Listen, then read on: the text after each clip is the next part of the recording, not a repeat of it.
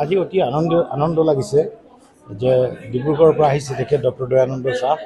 তেখেতে লুইতৰ সোঁতত অসমীয়াৰ যাত্ৰা শীৰ্ষক এখন গ্ৰন্থ প্ৰস্তুত কৰি উলিয়াইছে। মই দেখিছোঁ যে গ্ৰন্থখনত যথেষ্ট সংখ্যক তেখেতৰ চিন্তাধাৰাৰ ফচল হিচাপত প্ৰবন্ধ পাতি সন্নিৱিষ্ট হৈছে আৰু তেখেতে জীৱনত পোৱা অভিজ্ঞতা আৰু জীৱনত তেওঁ কৰা সাধনাৰ প্ৰতিফলন ঘটিছে গ্ৰন্থখনত। আৰু মই আশা কৰিছোঁ যে গ্ৰন্থখনৰ যি নাম দিছে লুইতৰ সোঁতত অসমীয়াৰ যাত্ৰা, গতিকে এই লুইতৰ সোঁতৰ লগতে অতীজৰ পৰা অসমীয়া জাতিৰ, অসমীয়া ভাষাৰ, অসমীয়া মানুহৰ যি যাত্ৰা অবিৰত গতিৰে আগবাঢ়ি গৈ আছে, এই যাত্ৰাটোৰ বিষয়ে তেখেতে যিখিনি তেখেতৰ চিন্তাধাৰাৰে লিখিছে এইখিনিয়ে যথেষ্ট পঢ়ুৱৈ সমাজক উপকৃত কৰিব। মই এইটো আশা কৰিছোঁ যে তেখেতে বাস্তৱ অভিজ্ঞতাৰে বহুখিনি কথা জ্ঞান সঞ্চয় কৰিছে। সেই সঞ্চয়ৰ যোগেদি আৰু অধিক এনেধৰণৰ গ্ৰন্থ প্ৰকাশ হওক আৰু তেখেতৰ আজিৰ এই শুভক্ষণত মই আন্তৰিকভাৱে শুভেচ্ছা জ্ঞাপন কৰিছোঁ। লুইতৰ সোঁতত অসমীয়াৰ যাত্ৰা এয়া মোৰ প্ৰথমখন প্ৰবন্ধ সংকলন। মই ইতিমধ্যে পেপাৰে পত্ৰই যিখিনি প্ৰকাশ হৈ গৈছে তাৰে বহুতো ইয়াত সন্নিৱিষ্ট হৈ আছে, লগতে দুই এটা প্ৰকাশ নোহোৱাও আছে।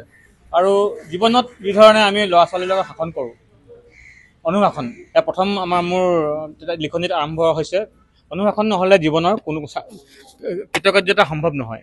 জীৱনৰ লক্ষ্য নহ'লেও জীৱনৰ মূল সুঁতিলৈ যোৱাৰ যি এক গতি, সেই গতিও লক্ষ্যৰ পৰা ভ্ৰষ্ট হৈ যায়। গতিকে গোটেইখিনি বস্তুৱে সন্নিৱিষ্ট আছে।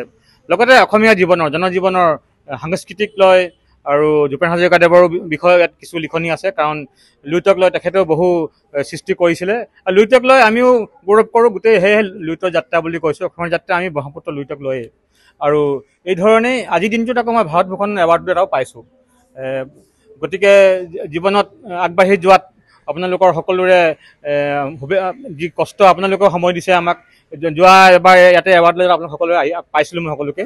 গতিকে জীৱনত যিবিলাক মই এৱাৰ্ড পাইছোঁ সেয়া কিন্তু মই এৱাৰ্ড আশা নকৰোঁ, কিন্তু কৰ্ম কৰি যাওঁতে যদি সকলোৱে উৎসাহ জনায় সেয়া মোৰ বাবে ভাবোঁ যে তেওঁলোকৰ আশীৰ্বাদ, সেই আশীৰ্বাদ পাইছোঁ। আজিৰ দিনটোতো যিসকলে উপস্থিত আছে সকলোৱে আশীৰ্বাদ দিছে বুলি ভাবিছোঁ, আৰু আপোনালোকৰ উপস্থিতিটো মোৰ বাবে আশীৰ্বাদ। গতিকে সন্মানীয় সাংবাদিকদ্বয়, আপোনালোককো মোৰ ফালৰ পৰা ধন্যবাদ জনাইছোঁ আজিৰ দিনটোত আপোনালোকে এইখিনি সময় দিয়াৰ বাবে।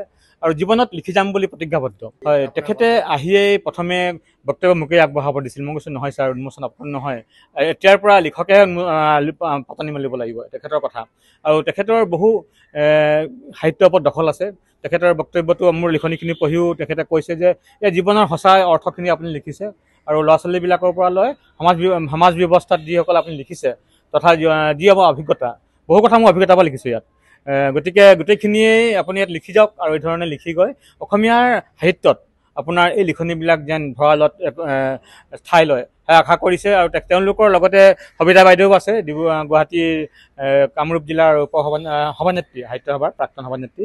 সেই বাইদেউ সুন্দৰ এক বক্তব্য আগবাঢ়িছে কিতাপখনৰ ওপৰত, আৰু কিতাপখনৰ লেখনিবিলাক সঁচাকৈয়ে সুন্দৰ হৈছে আৰু আকৰ্ষণীয় হৈছে বুলিও কৈছে বাবে নিজে মই তেওঁলোকক ধন্যবাদ দিছোঁ আৰু উৎসাহ পাইছোঁ যে লিখনিবিলাকে সকলোকে আদৰি ল'লে নিজে উৎসাহ পোৱা হয় লিখকৰ।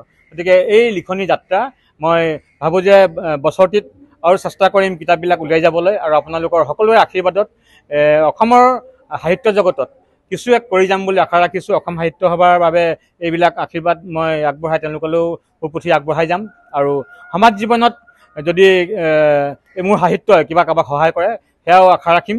সোণোৱালী জীৱনৰ বাটত যেন মোৰ লিখনিবিলাকে সকলোকে বাট দেখুৱায় তাৰ আশা ৰাখিছোঁ, আৰু সকলো আশীৰ্বাদ বিচাৰিছোঁ। ধন্যবাদ।